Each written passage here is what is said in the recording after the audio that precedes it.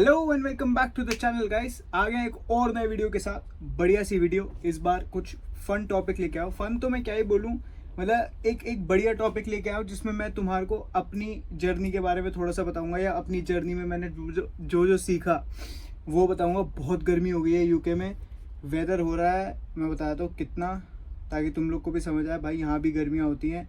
21 degree हो रहा है, हाईएस्ट 28 डिग्री जाएगा, 21 डिग्रीज हो रहा है। भाई साहब हद से ज़्यादा गर्मी हो रखी है यूके में, ठीक है। और अगर आ रहे हो तो भाई ये समझ के आना कि बहुत ही गंदी गर्मी होती है यहाँ पे समर टाइम में, मतलब मेरे से तो झेली नहीं जा रही, ठीक है। अब चलते हैं हमारे टॉपिक पे कि भाई थिंग्स अबाउट इंजीनियरिंग, ठीक है, या फिर कह लो कि डार्क रियलिटी एक इंजीनियरिंग की, या एक ऐसी साइड जो यार जनरली सिर्फ इंजीनियर्स को ही पता होती है। और तुम सब भाई जितने भी इंजीनियर्स देख रहे हैं ना, जो भी इंजीनियरिंग कर रहे हो भाई, irrespective of your domain, irrespective of field, irrespective of your college, तुम लोग इस चीज़ को अग्री करोगे। देख लेना, ये 200% वाली बात है। और अगर अग्री कर लिया तो बस एक लाइक कर देना और अपने एक इंजीनियर दोस्त को भेज देना, दैट इज़ ऑल, ठीक है। अपने क्लासमेट्स को भेज देना, अपने अगर पास आउट हो और तब देख रहे हो तो अपने पुराने दोस्तों को भेज देना, जो भी है, ठीक है। अगर वीडियो पसंद आई तो, अगर लगा कि मैं सही बोल रहा हूँ तो, ठीक है। तो भाई साहब पहला टॉपिक, मतलब पहला पॉइंट कि डार्क रियलिटी ऑफ इंजीनियरिंग जो आपको कोई नहीं बताता, वो है भाई साहब होम सिकनेस। जब आप अपने घर से दूर जा रहे हो, अब ये यूके के लिए भी हो सकता है, आप इंडिया में भी किसी और सिटी में जा रहे हो। मैं पुणे टू चेन्नई गया था, ठीक है। कोई लोग कहीं कहीं कहीं कहीं जाते हैं, तो भाई साहब हद से ज़्यादा होम सिकनेस होती है, ठीक है। मतलब मैं बता नहीं सकता, मैं, क्योंकि ऑब्वियस सी बात है, मैं इससे पहले कभी, मतलब जब मैं अपनी बीटेक करने गया था तो मैं उससे पहले कभी हॉस्टल में नहीं रहा था। और मेरे पहले सेमेस्टर में ही मैं 3 बार घर चला गया था बीच में ही। एक बार गणपति के चक्कर में चला गया क्योंकि गणेश चतुर्थी थी, 10 तो नहीं, हफ्ते भर के लिए चला गया था। एक बार फिर किसी बहाने से रोज हो के घर वालों को मना ही लेता था। हर महीने एक ट्रिप घर की, from Chennai to Pune. I use to come at least for a weekend, मैं चला ही जाता था।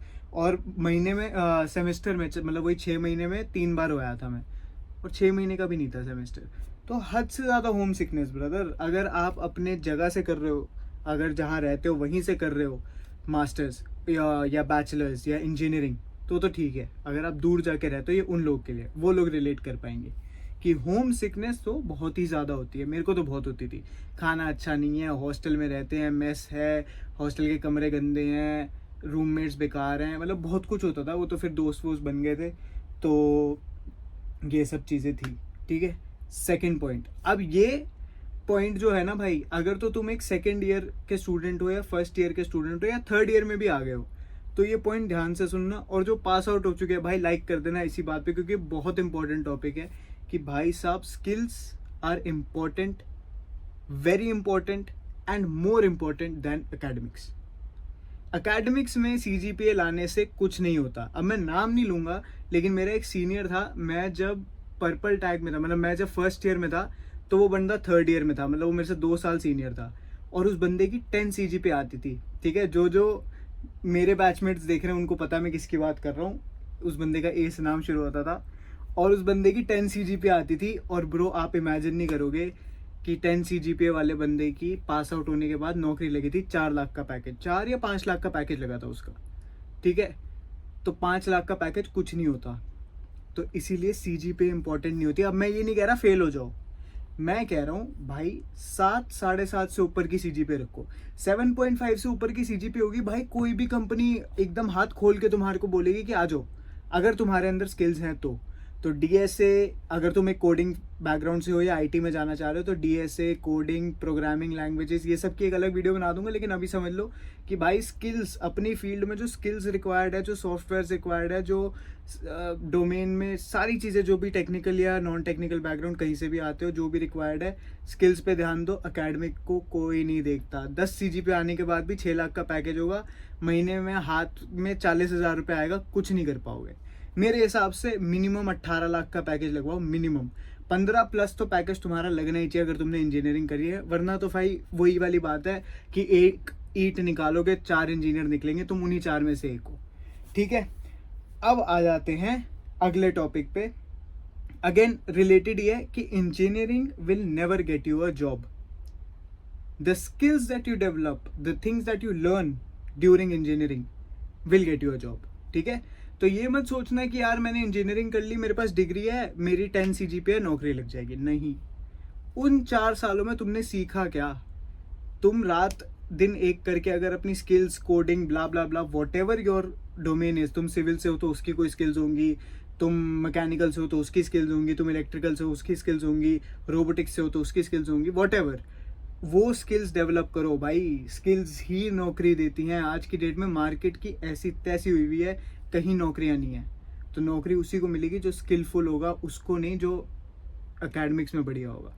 अगेन ये नहीं कह रहा हूँ कि फेल होना शुरू कर दो, ये कह रहा हूँ कि भाई देख लो कि कितने नंबर चाहिए। 8 CGPA, 7 CGPA, 7.5 CGPA, इतना भी आया ना बहुत है। अगर किसी के पेरेंट्स देख रहे हैं और आपके बच्चे कम CGPA लेके आ रहे हैं, मतलब 8 तक लेके आ रहे हैं, 7.5 तक लेके आ रहे हैं, तो उनसे गुस्सा मत हो, क्योंकि उससे नहीं नौकरी लगती। CGPA से नौकरी लगती है आपकी स्किल से। आ जाते हैं अगली पॉइंट पे। भाई ये बढ़िया टॉप, जब मैं आज ये मैं दिखाया तो मैं स्क्रिप्ट लिख रहा था, तो मैंने सारे पॉइंट्स लिखे थे, और भाई जब मैंने ये वाला पॉइंट लिखा ना, तो मुझे तो फ्लैशबैक ही याद आ गया। ठीक है, तो ये याद रखना भाई, ये मास्टर्स के लिए भी बता रहा हूँ, क्योंकि मेरी तो मास्टर्स भी ख़त्म होगी, तो ये हर जगह होता है। मास्टर्स में भी एक्सपीरियंस कर लिया, बैचलर्स में भी एक्सपीरियंस कर लिया, बीटेक में तो भाई स्पेशली। भाई तुम जब जाओगे ना कॉलेज में या यूनिवर्सिटी में, तो तुम्हारा बनेगा 12-15 दोस्तों का ग्रुप। मतलब ऐसा होगा कि एकदम अलग ही तुम लोग सोच रहे होगे कि भाई ये 10-12 लोग तो ज़िंदगी भर साथ रहेंगे, ये हमारी शादी में आएंगे, हम इनकी शादी में जाएंगे। कुछ नहीं होता। एंड में गिना चुना या तो 2 दोस्त, या तो 3 दोस्त, या तो 1 दोस्त, ऐसे 1, 2, 3 ही रह जाते हैं उन 12-15 लोगों में से। बाकी सब अपनी अपनी लाइफ में बिजी हो जाते हैं। तो इसलिए दोस्त बहुत सोच समझ के बनाओ, 1-2 ही बना लो, उन्हीं के साथ टिक लो, rather than wasting your first year and second year या मास्टर्स के सारा टाइम इन फ्रेंडशिप। कुछ नहीं रखा भाई, सारे अपनी अपनी लाइफ में बिजी हो जाते हैं, आखिर में 1-2 दोस्त ही रहते हैं। आज की डेट में मैं हाथ पे गिन के बता सकता हूँ, सतीश, अपूर्व, अमित, ये है मेरे बैचलर्स के दोस्त, किरण, ये है मेरी मास्टर्स की दोस्त, बस आर्यन मेरा मास्टर्स का दोस्त। तो ये 4-5 लोग हैं जिनसे मेरी बात होती है, दैट इज़ ऑल। ठीक है, आज की डेट में मैं अपने बैचलर्स के दोस्तों से डेली बेसिस पे बात नहीं करता, लेकिन मुझे आज भी पता है मैं इंडिया जाऊंगा तो मेरे एक फ़ोन पे वो लोग खड़े होंगे, उनके एक फ़ोन पे मैं उनके पास पहुंच जाऊंगा, वैसा वाला सीन है। ठीक है, तो दोस्ती यारी में कुछ बहुत कुछ रखा है, लेकिन वही सही दोस्तों में रखा है। वो बेकार के 4-10 दोस्त बनाने से अच्छा है 1-2 दोस्त बनाओ बढ़िया वाले। मेरे 3 बैचलर्स के दोस्त हैं, आज तक टनाटन चल रहे। अगला टॉपिक भाई, ये भी बहुत इंटरेस्टिंग है। मैंने पता नहीं क्या भाई सारे बढ़िया बढ़िया चीज़ें लिखी हुई है। Difficult assignments will look easy after the submission, और difficult exams will look easy when you submit your exam या सबमिट योर पेपर। अब तो समझो, गहराई समझो बात की। असाइनमेंट्स या पेपर जो बहुत मुश्किल लगते हैं भाई, एक बार तुम उनको सबमिट कर दोगे ना, तो तुम्हें कह लगेगा यार ये तो इतना ईजी था। तो if you have assignments, if you have exams जो तुम्हें लगता है बहुत मुश्किल है, तो भाई चिल करो।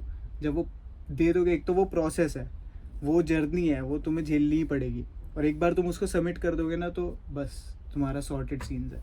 ठीक है, आगे चलते हैं। ओके, तो अगला टॉपिक है भाई टाइम फ्लाइज। ठीक है, तो डोंट फॉरगेट, तो इसमें टाइम फ्लाइज अगेन, इसमें 2 चीज़ें हैं। पहली बात भाई, अपने टास्क्स को प्रायोरिटाइज करना मत भूलना, क्योंकि टाइम ऐसे निकलता है। तो जब तुम अपनी स्किल्स को बढ़ाने को प्रायोरिटाइज नहीं करोगे ना, स्किल्स बढ़ाने के टास्क को प्रायोरिटाइज नहीं करोगे, तो तुम्हारे 4 साल निकल जाएंगे, और तुम चौथे साल में बोलोगे कि भाई ना मेरे को कोडिंग आती है, ना मेरे को अपनी फील्ड से रिलेटेड कुछ आता है, मेरी जॉब कैसे लगेगी। और दूसरा, don't forget to enjoy your life, क्योंकि भाई मेरे को तो ये लगता है कि मैंने बहुत इन्जॉय करा अपने बैचलर लाइफ को, मास्टर्स को भी किया ही है, बट ऑब्वियसली जब तुम इंडिपेंडेंटली रहते हो, ऐसे मैं फ्लैट वगैरह में रहता था तो बंदा ज़्यादा इन्जॉय करता है, लेकिन वट एवर, मैंने बहुत इन्जॉय किया। तो भाई रज के इन्जॉय करो, ये 4 साल वापस नहीं आएंगे, या तुम्हारे मास्टर्स का 1 साल वापस नहीं आएगा, फिर नौकरी, उसके बाद तुम्हारी लाइफ में सिर्फ कॉर्पोरेट। तो don't forget to enjoy your bachelors और your masters. Last but not the least भाई, ये तो भाई साहब ये भी एक बहुत रिलेटेबल चीज़ है। ये है कि देखो, तुम एक स्टूडेंट हो, लेकिन तुम ये देखोगे कि जैसी प्लेसमेंट्स आती हैं तो वो सबसे वर्स्ट टाइम होता है। उसका रीज़न ये है, तुम ये कहोगे यार मेरे सारे दोस्तों की प्लेसमेंट लग रही है और मेरे को हर जगह से रिजेक्शन आ रहा है। ये सब 99% लोग इस चीज़ को एग्री करेंगे कि भाई तुम्हारे सारे दोस्त प्लेस हो रहे होंगे और तुम्हारे रिजेक्शन हो रहे होंगे, ठीक है। तो इसलिए उससे भाई ये बहुत रिलेटेबल चीज़ है जो मैंने मेरे सारे दोस्तों से देखी थी। और तुम मानोगे नहीं, मेरे दोस्तों में जो मैं मतलब what I was expecting out of placements, जो मैं सोच रहा था कि 15 से ऊपर का जो पैकेज है वो मेरे एक दोस्त का लगा था, जिससे मैंने 4 साल साथ बैठ के उसके साथ पेपर्स दिए अपने। मेरे आगे बैठता था वो, उसी का लगा था बस। उसके अलावा मेरे सारे दोस्त ऐसे ही बैठे हुए थे और एंड में आज सब प्लेस्ड है, हर बंदी की अच्छी नौकरी, हर बंदा अच्छा कमा रहा है, सब बढ़िया चल रहा है। तो वो एक अगेन जर्नी है और प्रोसेस है। प्रोसेस को फॉलो करना पड़ेगा, जर्नी को एंजॉय करना पड़ेगा, तभी कुछ हो पाएगा।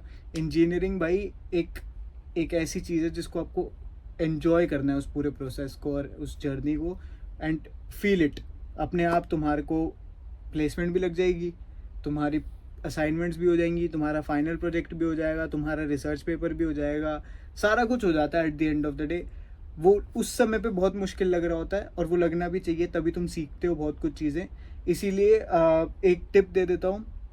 आज से 3 दिन पहले मेरी यूके के अमेज़ॉन में काम करने वाले कंट्री हेड से बात हुई थी और उस बंदे ने ना मेरे को एक चीज़ कही थी कि कबीर, अगर आपके पास बीटेक की डिग्री है तो things like project management, managerial post, इसके लिए ना वो लोग आप मतलब बाहर की कंपनीज, एटलीस्ट यूके वगैरह की कंपनीज ऑटोमेटिकली हायर करना शुरू कर देती है। उसका रीज़न ये है, उनको पता है भाई इसने बीटेक कर रखी है तो ये प्रोजेक्ट्स हैंडल कर लेगा, ये स्ट्रेस हैंडल कर लेगा, और मतलब वो स्किल आपके अंदर आ जाती है उन 4 सालों में।